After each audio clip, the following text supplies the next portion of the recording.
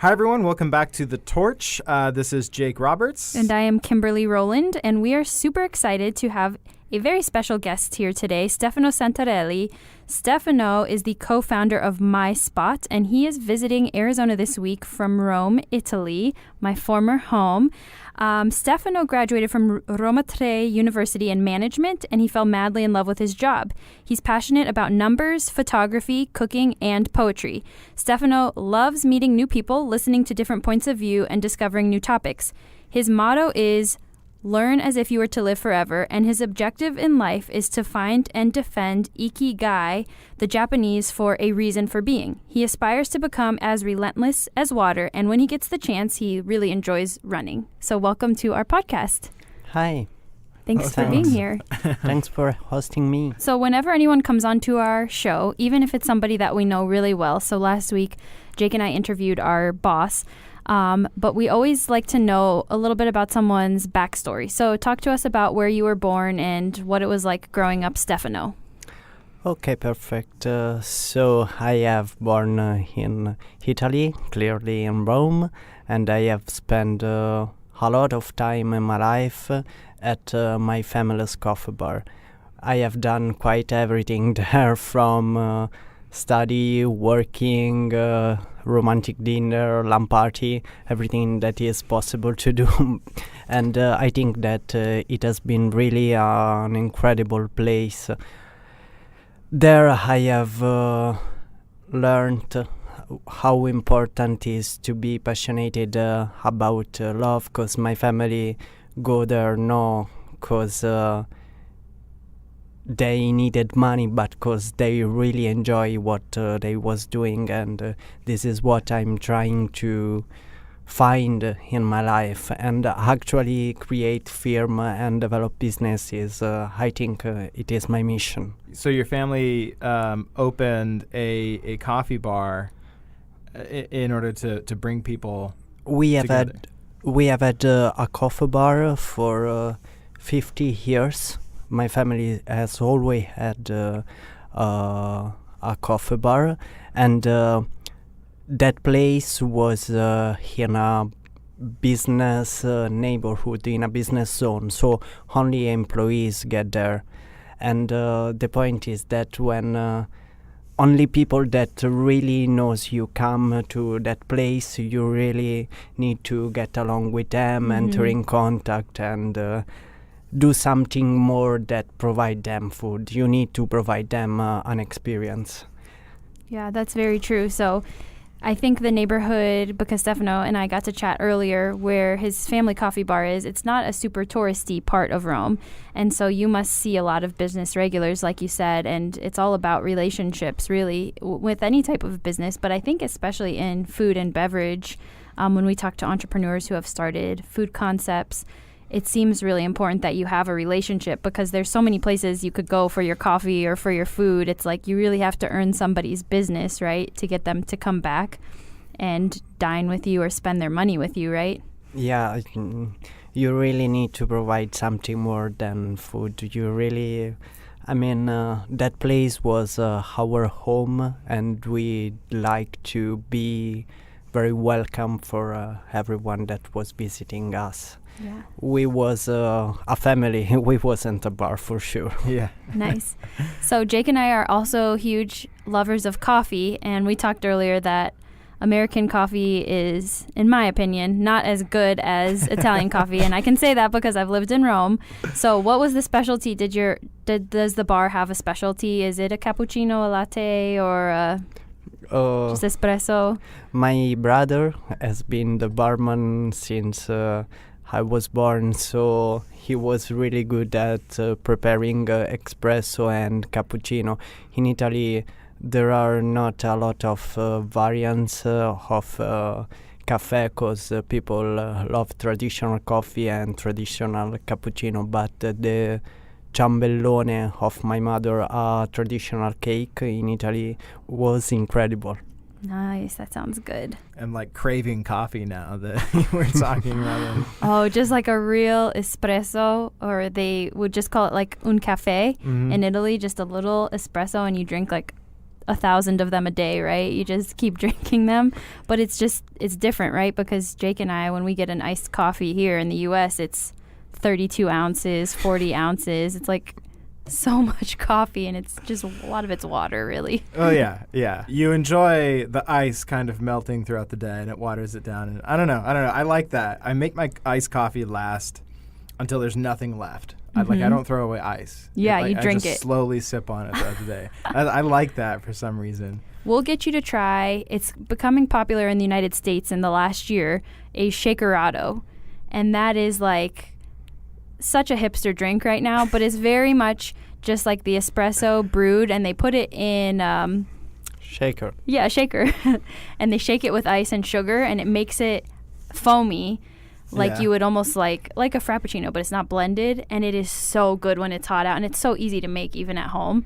But you can get shakerados now at a lot of coffee bars here. I have prepared a lot of shakered coffee in my life. Yum. Because in Italy we are used to do this with espresso and ice, and during the summer a lot of people like it. Really refreshing. Awesome. So what was it like? I have to know. What was it like growing up in Rome? Because that is such a beautiful city, and it's so historic. I mean, I do love Rome, even if I do love to explore the world and discover new culture, new food, new people. But I think that people of Rome are really warm and are used to host tourists and foreign people. So what you can learn from Roma is to be open-minded, open to other culture, open to other people, and to always give a warm welcome to who is visiting you. Another question we ask everyone who comes onto the podcast is, if you could meet one person, either living or dead, who would it be and why? Well, I think that one of my favorite hero is Mahmud Yunus. Studying his theory at the university really changed my mind. I believe that his approach to business and economics is able to lead our society to better equality conditions. Too often people are interpreting business without consider ethics and human condition. His theory is simply able to conciliate business and human needs. For who is not aware about Mohammed, he is the founder of the Bank of Poor, a bank that discovered that a lot of poor in the world were poor because of the lack of $1. So he started to lend $1 only to mother, and he helped so much people and really improve human condition in a country that are not lucky as us. Less developed countries. I've only studied him a little bit, and it is very fascinating human. And I really like that you brought up ethics too, Stefano, because that's a lot of what we deal with here at the Better Business Bureau. Is we're so focused on business ethics, and we seem to always bring that up as well in the podcast, just about why it's important, because ethics isn't necessarily a super exciting topic when you're talking about business and management. And at the same time, today, now more than ever, it seems to be very important to operate ethically, because there is a lot of corruption in the world. So thank you for bringing up the ethics point. I do love ethics of economic, and I mean, Yunus has been the one that I choose, but the other option was Amrita Sen, that is another one that is going to provide incredible ethics and economic theory. So if someone wants to go over this topic, for sure should read this book. Awesome. We should have Stefano talk with Brian Moore. Yes, I was thinking that. So Brian Moore is on our board of directors here at the Better Business Bureau for the last 10 years, and I can definitely introduce the two of them.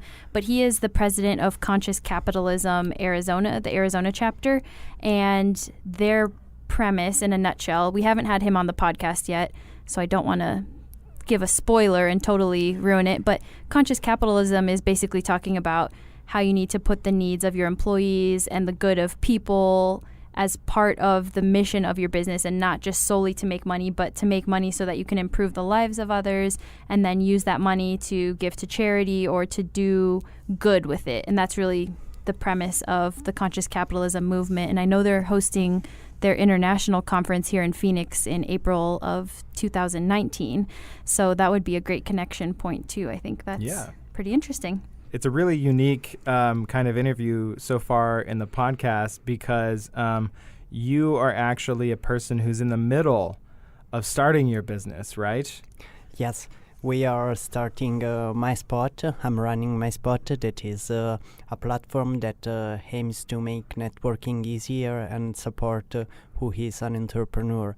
We have a service that provide access to co-working spaces, accelerator, incubator, and we also have services to manage a flexible workplace, so booking system, devices that allow to monitor occupancy and so on. We have a lot of features, but listing features is boring, so I will prevent this. Okay. One thing you said about your family's sort of way of doing business, about like getting to know the customers, how do you take that into building your own business? This is a really interesting question. The point is that when I was at the university, I was working at my family coffee bar because they really need help. And the point is that I wasn't doing it because someone was asking that to me. I was doing this because that was my firm, that was my business, so was important for me to help. It was mandatory, I mean. And now I think that when you try to develop a business, you cannot do it for money. You need to have a name, a mission, a vision in order to be really involved and engaged in that project. You need to love what you do, because if you are not happy of what you are doing, you are probably going to fail. I totally agree with that. It's so important to start with the mission or the cause. My family coffee bar was an engaging places, and we developed MySpot because of engaging places.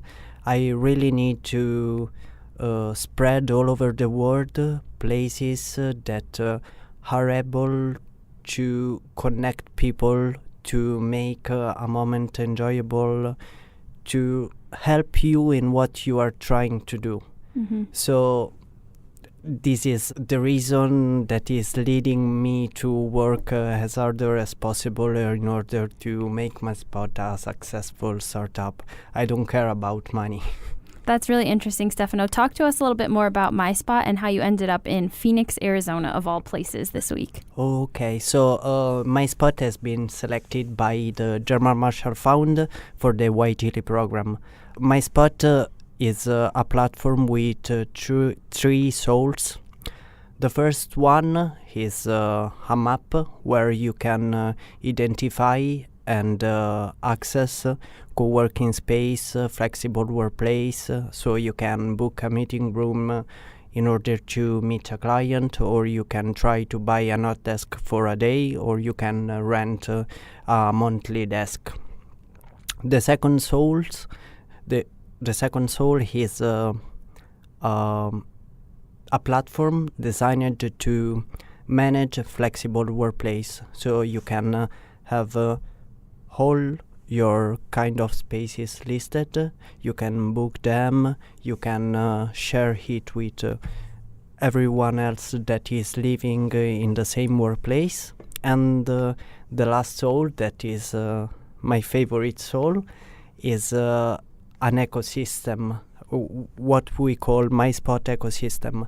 And we are trying to listing all the accelerators, incubators, co-working spaces, communities all over the world, because this reality are granting to who want to become entrepreneur the tools that they are needing in order to develop their own business. So I think that be aware about what the ecosystem is offering, who is there to help you to develop your startup or make you an entrepreneur is really important.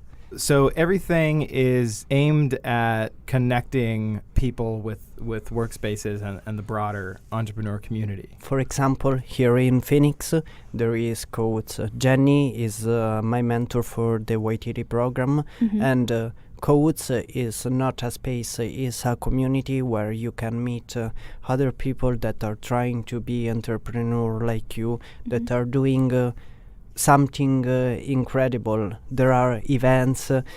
Jenny can connect you with a lot of incredible people, for example Kimberly, and so on. So the point is that this kind of place need to be accessible.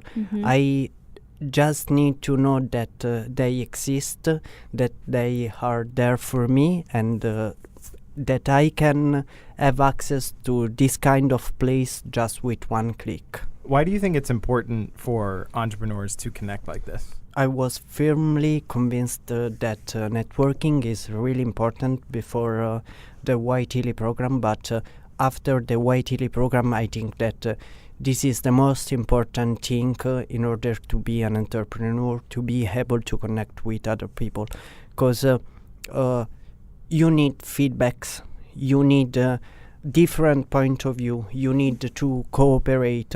You cannot simply sit in front of a laptop and develop the most incredible service. You really need to improve yourself by learning from others. I love that. You can't do it alone, which is what we've learned when we talk to entrepreneurs and just being in the community. It's basically setting yourself up to fail if you think you can just work at home in your own office, never connecting with people. You miss a lot of opportunities to do business or to partner or to grow your nonprofit. So I think that's key. And we love Jenny over at Cahoots, and we've gotten to work with her this past year to form a local Arizona co-working alliance. And so some of the spots you've seen, or all of the spots that you have seen this week, Stefano, are part of that local co-working alliance. So we're really focused on the ones, the spaces in Arizona that are committed to helping entrepreneurs and to build a space where people can really collaborate, not just a desk. So I think that's really nifty. So when I was also speaking with Stefano earlier, I showed him Ignite, sparked by BBB, our new co-working space, which we're very excited about, and we are putting the finishing touches on. And I showed him the coffee area because we are excited, and we've talked about coffee. We love coffee.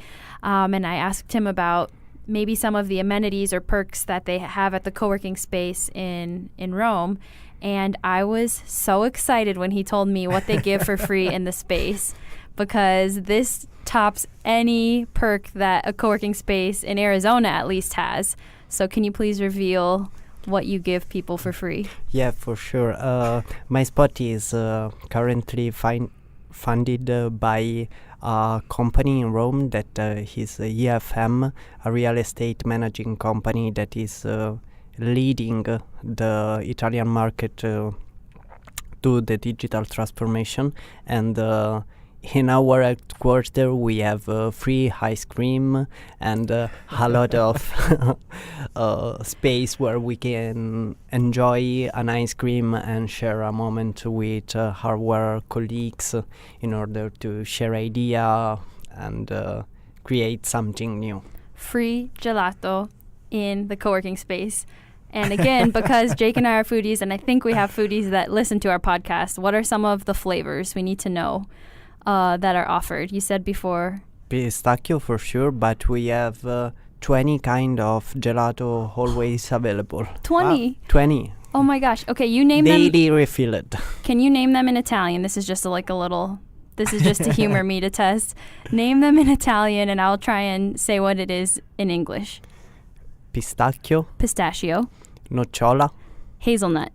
zabaione, That's like a cream, egg cream. stracciatella, Chocolate chip. crema della nonna, Ooh, cream, grandma cream. traditional cream, Traditional cream, okay. strawberry, Fragola. pesto di bronte, that is an ice cream made with frutta secca, Dried fruit. a lot of kind of dried fruit. Okay. Then we have dark chocolate, milk chocolate, Yum. yogurt, lemon, cocoa. Cocoa. I cannot remember. That's good. That's fine. That's making my mouth water. It's That great sounds you've so got good. your your exercise in. Yeah, it's helping keep my mind sharp. I will never forget. I will always remember any type of food, even when my Italian starts to fail me. Yeah. I can always remember how to say food items in Italian, except I had not heard of crema di nonna. I had not heard of that Crema one. della nonna, traditional cream. Okay. It's just a funny name, and probably to make it more attractive. Yes. I like how you try to access it with a cognate. Grandma cream? Grandma cream. There's one in Florence that I had too. It's some sort of cream that you can only get. I feel like it was in Florence, some sort of crema ice cream. And I was like, how can you have all these different variations? Here we have pretty much vanilla, right? And you can get some really good vanilla ice cream. But this was like the essence of vanilla and egg yolk in a gelato. And it was so good. It was so amazing. Okay, anyways. But like on that note, like what's the importance of something like that though in a co-working space? Oh, having food Yeah. to connect people, I think, right? I mean, EFM quarters is not formally a co-working spaces. There are over 200 people that are working there. They are employees of EFM, but everyone is welcome to visit and work from our spaces. Because we really believe that to be open to other can enrich your ecosystem and bring some energy. Let me say this. And gelato is important to bring people inside. Mm-hmm. And for sure have an ice cream with someone is a real good way to share idea in a free way. Yeah. Yes, I love it. Yeah, ice cream is fun. And in order to get people talking and driving well, fun is a really great way to access that, right? Socially. Mm-hmm. I agree. I think we should offer that here, especially in Phoenix in the summertime. We would be very popular if we introduced the free gelato idea. So if anybody out there that's listening owns a gelato store or would like to sponsor a gelato shop inside of Ignite, please contact Jake or I. Can you talk about your kind of journey? Because I think it's kind of unique and interesting from growing up and working in your family's coffee bar to today. Mm-hmm. What does that look like? Okay, so It is a good journey. That's a great question. I need to share my fairy tale, I think. Yes, you said that earlier, a fairy tale. Because, as said previously, I have worked a lot in my family coffee bar, and there I have met Nicola Martinelli, that is the president of EFM. I have been his waiter for 14 years, and every day I provide him one coffee at the end of his lunch. When I had my degree, he bring me into his company, and when with other 4 colleagues we had the idea at the basis of MySpot, he supported us, provide us the seed, and grant us access to an accelerator so we could try to develop our idea. The MVP goes well, so EFM decided to funding again MySpot, and now we are trying to spread our service all over the world. But I think that I'm really lucky because in some way destiny is really helping me, really, really a lot. But also, it sounds like very hard work ethic too, not just luck. I think you worked very hard, and it was somewhat fortuitous that you served him coffee for, you said, 14 years? And then, I mean, you built that relationship though, right? Yeah, I have prepared my first coffee when I was 4 years old. So I have worked quite all my life. But, Yes. I mean, this is probably a stupid sentence, but when you do something that you love, you are actually not working. No, I think it's a sentence that far too often is not thought of, when people are making decisions about their life. I agree. So something we talked about in your biography, Stefano, was the whole notion of defending Ikigai, which I had not ever heard of. So I'm fascinated if you'd like to share a little bit more about what that means. Yeah, so Ikigai is the Japanese word for happiness. You can apply it to a lot of topic, love, for example, but you can also apply it to work, job. And you find your happiness when 4 conditions are respected. And these conditions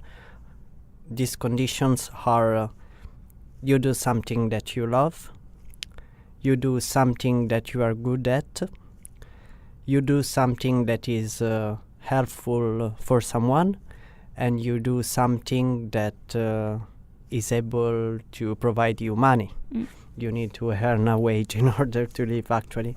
And when all these conditions are respected, you find your happiness. But the point is that you don't have to be the president of the United States in order to respect this condition. If you do something that you love, if you are good at, if you earn money, etc., being a fisher, for example, you can find your Ikigai and be happy. So happiness is a real relative concept. And when you are trying to develop your business profile, when you are trying to understand what you want to do in your life, you should understand this concept, in my opinion, at least. I think it's a hard-learned concept for a lot of people, especially for myself. When I graduated college and had all of these sort of like role models that I looked up to, people that had sort of like quote-unquote made it at a younger age than even I was, you start to compare yourself. But I think after a while in life, you need to decide what makes you specifically happy rather than chasing an ideal. I agree, of what other people think you should conform to or what you think you should have been to compare yourself to. I think that's a really deep topic. We could probably dive into that for several more hours if we had the time. I love that. I think that's something interesting too, that again, the millennial generation, we could probably do a whole separate podcast on. There's stereotypes that come against millennials, positive, negative, but it does seem to be the direction, according to studies that I have read, that millennials care about the mission of a company and making a difference in the world more so than previous recent generations. And like you said, that could be in a more utilitarian way, in a really labor-intensive job, behind a desk. It depends on each person, but you can find your own happiness doing what you enjoy, what you're good at, something that allows you to eat every night. And what was the fourth piece? Something that helps people. At the beginning of my job when I was a stagiaire, and I do really simple task. For me, was a problem because when I was a waiter, I really enjoyed to serve food to people. I see a smile in her face when the food we prepared was good and so on. So try to understand what make you happy is really important. Your whole journey is fascinating to me, and your philosophy as well. Do you have any advice for other people that are sort of in your position or thinking about starting their own companies? Yeah, for sure. Again, connect with people. I mean, you have to learn with others, cooperate with many, and share with everyone who thinks that his business idea is the most incredible and brilliant that world I've ever seen is probably doing something wrong again. And the last advice that I would like to provide to anyone who is able to take in consideration my opinion is learn as if you were to live forever. That is a famous sentence of Gandhi.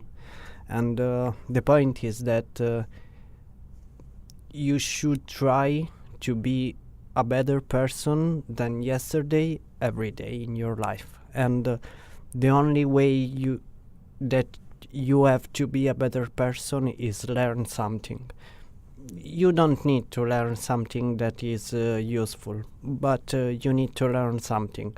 And the last part, that is an advice that I have provided to Kimberly too, is read the poetries of Wisława Szymborska, because he really understands the human condition and can help you to discover yourself. It's beautiful. Yes. It's great. Thank you so much for being here today, and we can't wait to welcome you back to Phoenix soon, Stefano. Grazie. Thanks to you for this opportunity, and thanks to EFM and MySpot to support me, and for sure thanks to Waititi for granting me this one lifetime experience. Wonderful. Thank you for coming. Thank you. Ciao. Ciao. Wait, before we take it off, let's teach Jake to say a proper goodbye, like how you would say in Italian. We'll teach Jake something. Arrivederci. Arrivederci. Arrivederci. Good. You can roll your R's, I can Jake. roll my R's. That was pretty good. Was that good? Yeah, this was really good. So maybe we can try to teach him Something more difficult? something that is typical from Rome. Okay. Dai forte. Dai forte. Incredible. Are you from Rome? So I'm just a parrot. I can copy anything. I don't even remember what that means. It means like this is a good goal. Oh, good Go goal. on. Dai forte. Dai Oh, like forte. die, like when you say like for at the soccer Die. team, die, like you yell that at a sporting event. That's a good one too. In bocca al lupo. In bocca al lupo. Perfect. Crepi. Actually, you have to say viva il lupo. Viva il lupo. Cause- Crepi il lupo. No. I mean, the real is that this proverbio Proverb. come from a legend about the foundation of Rome, Mhm. and a wolf saved the two children that founded Rome. Romulus and Remus. Nice. I know the You're story. killing Exactly. it, Jake. And since that wolf was acting like her mother, Mhm. she was defending them. So, viva il lupo. Long live the wolf. It's this saying that means like good luck, like break a leg kind of. In bocca al lupo means good luck to you. Ah. And then you say viva il lupo. Yeah, at least me. Okay, I like that. Long live, because crepi means, Die. yeah, crepi means die. The wolf may die. I never Alright. understood that. Well, via lupo. In bocca al lupo. In bocca al lupo. Yes. In bocca al lupo. Un bocca al lupo. In bocca al lupo. En bocca al lupo. Viva. Perfect. What a wonderful and totally unexpected conversation with Stefano Santarelli. A little backstory to this episode. I was actually in a meeting in our BCC last Wednesday, and when it was over, I came downstairs to find Kimberly, and in her usual enthusiastic tone, she said that she had just met this really interesting entrepreneur from Italy, and we should totally interview him for the pod. So about 20 minutes later, we had him in the studio, just dropping some profound bits of wisdom left and right.